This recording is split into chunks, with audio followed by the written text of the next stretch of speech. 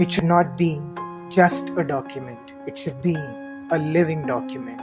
नमस्कार, इस वीडियो में हम डायरेक्टरेट ऑफ एजुकेशन दिल्ली द्वारा दिए गए बेसिक आईपी फॉर्मेट और गाइडलाइंस को समझने की कोशिश करेंगे, जिससे हम अपने स्टूडेंट्स के लिए एक बेहतर आईपी बना पाएं।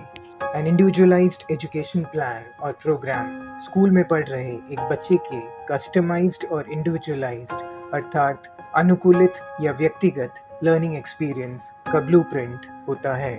An IP should strive to act as a documented roadmap of 1. Learning outcomes or goals set for the child. हमारे goals बच्चे की स्पेशल नीड्स या आवश्यकताओं, करंट लेवल ऑफ स्किल्स यानी कौशल, एकेडमिक कॉम्पिटेंस यानी क्षमता, फंक्शनल असेसमेंट जो हम स्पेशल एजुकेटर्स बच्चे की स्ट्रेंथ्स और लर्निंग गैप्स यानी किन किन एरियाज में इंटरवेंशन या इम्प्रूवमेंट की ज़रूरत है डिटरमिन करने के लिए करते हैं पर बेस्ड होते हैं। अगर हमारे पास साइको एजुकेशनल असेसमेंट रिपोर्ट जो कि क्लिनिकल साइकोलॉजिस्ट के थ्रू हमें मिलती हैं अवेलेबल है, तो हम उसमें दिए गए इनपुट्स और रिकमेंडेशंस का भी यूज़ करते हैं। Second, how do we plan to achieve the goals set for the child. हम कैसे बच्चे के लिए सेट लर्निंग आउटकम्स को अचीव करेंगे, जैसे type of support and services जिनके थ्रू हम सबके साथ मिलकर बच्चे के लिए एक enabling and joyful learning experience create करेंगे और बच्चे को अपने सेट लक्ष्य तक पहुंचाएंगे। इसमें हम accommodations यानी adaptations and modifications, teaching methodology, strategies, TLM यानी teaching learning material, assistive devices, tools, technology जैसे components जिनके support से बच्चा अच्छे से पढ़ाई कर सके और अपना best perform कर सके को include करते हैं। In simple terms, guidelines के अनुसार IEP is a plan prepared to help a student meet individual learning outcomes or goals beyond his or her current level of skills. हमें आईपी को साल में 2 बार रिवाइज करने की कोशिश करनी चाहिए based on the child's input or response, goals achieved, performance or progress made by the child and feedback received from parents and teachers. IP revise करते समय अगर बच्चे को सेट लर्निंग गोल्स पे और वर्क करने की ज़रूरत है तो हम सेम गोल्स को कंटिन्यू कर सकते हैं। साथ ही कौन सी स्ट्रैटेजी और मेथड और आइडिया वर्क किया और कौन सा नहीं किया ये भी नोट करते रहना चाहिए। या अगर बच्चे ने सेट लर्निंग गोल्स अचीव कर लिए हैं तो हम बच्चे, टीचर्स, पेरेंट्स के रिस्पॉन्स और इनपुट्स को ध्यान में रखते हुए न्यू लर्निंग गोल्स सेट कर सकते हैं। This cycle of reviewing and updating the IP ही बच्चे की आईपी को एक इफेक्टिव, डायनामिक, लिविंग डॉक्यूमेंट बनाता है। आईपी फॉर्मेट में 3 पार्ट्स हैं, A, B and C। Please याद रखें ये एक बेसिक फॉर्मेट है। एज स्पेशल एजुकेटर्स हम इसमें मॉडिफिकेशंस कर सकते हैं based on the special needs of the child, learning outcomes set for the child and educational setting जिसमें हम वर्क कर रहे हैं। Part A of the format deals with basic information of the child. इसमें हम बच्चे के एनुअल गोल्स जो कि एकेडमिक सेशन के शुरू होने पर हम बच्चे, टीचर्स, पेरेंट्स के साथ मिलकर सेट करते हैं, मेंशन किए जाते हैं। हमें आईपी को सभी के फीडबैक के आधार पर आइडियली 4 to 6 मंथ्स में या अपने स्कूल की एकेडमिक साइकिल के अकॉर्डिंग रिवाइज करने की कोशिश करनी चाहिए। Part B of the IP tries to cover co-curricular activities, ADL activities of daily living, therapeutic needs like occupational therapy, speech and language therapy, pre-vocational skills, vocational skills, fine और gross motor skills। हम जिन areas या domain पर बच्चे के साथ work कर रहे हैं उनको ध्यान में रखते हुए इस पार्ट को प्रिपेयर करना चाहिए। फॉर एग्जाम्पल, इमेजिन करते हैं एक बच्चे के अर्ली इंटरवेंशन के लिए प्री राइटिंग स्किल्स जो कि ब्रॉडली लैंग्वेज एंड कम्युनिकेशन के डोमेन के अंडर आता है और साथ ही ब्रेल स्क्रिप्ट का यूज़ करके पढ़ना और लिखना सिखाना है जो कि प्लस करिकुलम के डोमेन के अंदर आता है, तो हमें 2 पार्ट भी फॉर्म्स प्रिपेयर करने चाहिए। 1 for pre writing skills, 2 for reading and writing using the Braille script. Part C of the IEP tries to cover the academic curriculum of the child. हम इस पार्ट को विशेष रूप से बच्चे के class teacher and subject teachers के साथ मिलकर प्रिपेयर करना चाहिए। प्लान को मंथली बेसिस या टर्म प्लान के बेसिस पर रिव्यू एंड अपडेट करने की कोशिश करनी चाहिए। आइडियली बोर्ड एग्जाम्स को ध्यान में रखते हुए secondary and senior secondary classes में सब्जेक्ट स्पेसिफिक इंटरवेंशन को ज़्यादा इम्पोर्टेंस देते हैं। इस पार्ट में हम सब्जेक्ट स्पेसिफिक रेमेडियल इंटरवेंशन की बात करते हैं और उन टॉपिक्स को कवर करते हैं जिनमें बच्चे को एक्स्ट्रा सपोर्ट या मॉडिफिकेशन की ज़रूरत होती है।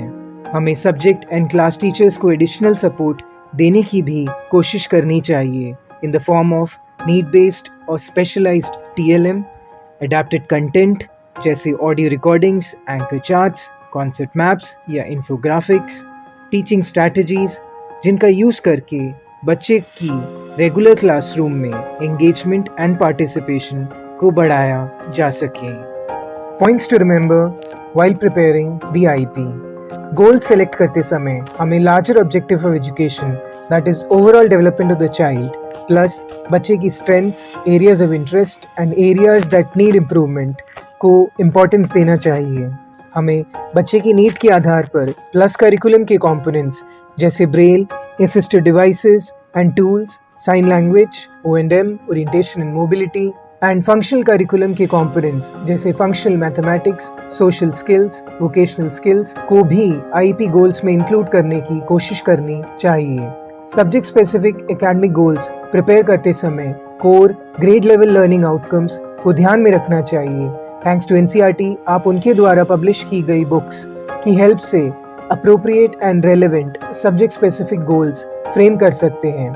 एलिमेंट्री क्लासेस के लिए learning outcomes at elementary stage and secondary classes के लिए learning outcomes at secondary stage.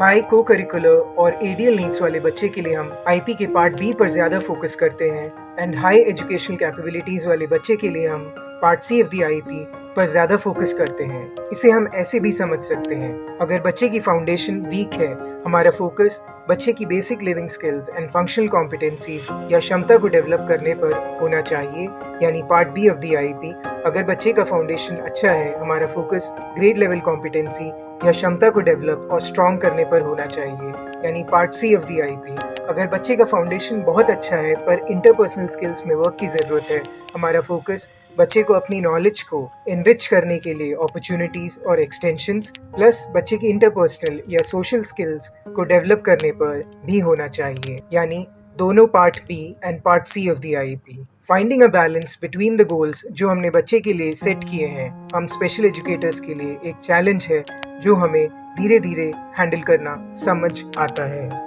Learning gaps और रिक्वायर्ड स्किल्स या कॉन्सेप्ट्स को डेवलप करने के लिए हम पुल आउट सेशंस यानी वन-ऑन-वन सेशंस क्लास टीचर और सब्जेक्ट टीचर्स से डिस्कस करके टाइम टेबल में शेड्यूल करने चाहिए। फॉर एग्जाम्पल, इमेजिन करते हैं एक इन क्लास सेशन यानी मेन स्ट्रीम क्लासरूम सेशन में हम नोटिस करते हैं कि बच्चे को लाइक और अनलाइक फ्रैक्शंस ऐड करते समय correct sequence of steps follow करने में मुश्किल हो रही है, तो हम अपने पुल आउट सेशन में इस लर्निंग गैप को कवर और कॉन्सेप्चुअल अंडरस्टैंडिंग ऑफ फ्रैक्शंस को बढ़ाने के लिए यूज कर सकते हैं। रिसोर्स रूम या ब्रेकआउट स्पेस में वन-ऑन-वन सेशन के समय हम बच्चे के साथ मिलकर एंकर चार्ट या कॉन्सेप्ट मैप एंड निमोनिक बना सकते हैं, जिससे कि बच्चे को कॉन्सेप्ट समझने और सीक्वेंस याद रखने में आसानी हो। As per the guideline, comparatively हमें प्राइमरी क्लासेस में पढ़ रहे बच्चों के लिए ज़्यादा पुल आउट सेशंस और सेकेंडरी क्लासेस में पढ़ रहे बच्चों के लिए ज़्यादा इन क्लास सेशंस शेड्यूल करने चाहिए। हमें number of pull out and in class sessions decide करते समय बच्चे की नीड्स क्या बच्चे के लिए बेटर होगा पर ध्यान देना चाहिए। हमें याद रखना चाहिए कि इंटरवेंशन या इंडिविजुअलाइज सपोर्ट का अल्टीमेट गोल लक्ष्य बच्चों को इंडिपेंडेंटली वर्क और ग्रो करने में सक्षम बनाना है। अगर बच्चा एडोलेसेंस या किशोरावस्था और फैमिली इश्यूज का सामना कर रहा है, ऐसे में हमें अटमोस्ट सेंसिटिविटी, अत्यंत संवेदनशीलता और केयर के साथ अपना वर्क करना चाहिए। हमें पेरेंट्स और बच्चे को स्कूल के काउंसलर से मिलने के लिए सपोर्ट और एनकरेज करना चाहिए। पूरे प्रोसेस में उनका साथ भी देना चाहिए।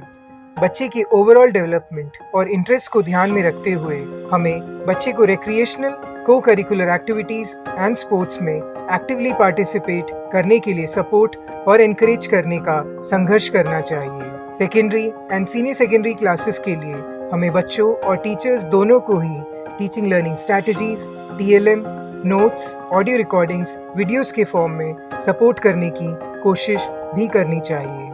हमें ध्यान से फॉलोइंग सर्विसेज को भी IEP में मेंशन करना चाहिए। फर्स्ट, ट्रांजिशन सर्विसेज, आइडियली वो सर्विसेज या ट्रेनिंग जो बच्चे को लाइफ आफ्टर स्कूल के लिए प्रिपेयर करती हैं। For example, computer training, soft skills training. Second, referral to other services जैसे occupational therapy, speech therapy, behaviour modification therapy, cognitive behaviour therapy, जो कि बच्चे को रिक्वायर्ड स्किल्स और माइंडसेट्स डेवलप करने में सपोर्ट करती हैं। इसी के साथ हम इस सेशन को क्लोज करते हैं। आप गाइडलाइंस एंड फॉर्मेट को डाउनलोड करने के लिए डिस्क्रिप्शन में दिए गए लिंक का यूज कर सकते हैं। हमें उम्मीद है ये वीडियो आपको अपने बच्चों के लिए एक मीनिंगफुल IEP बनाने में हेल्प करेगा। याद रखें, IEP बनाना सिर्फ एक पेपर वर्क नहीं है। इसके थ्रू हम बच्चे के लिए एक strong road map, enabling and joyful learning environment create करने का प्रयास करते हैं। Thank you.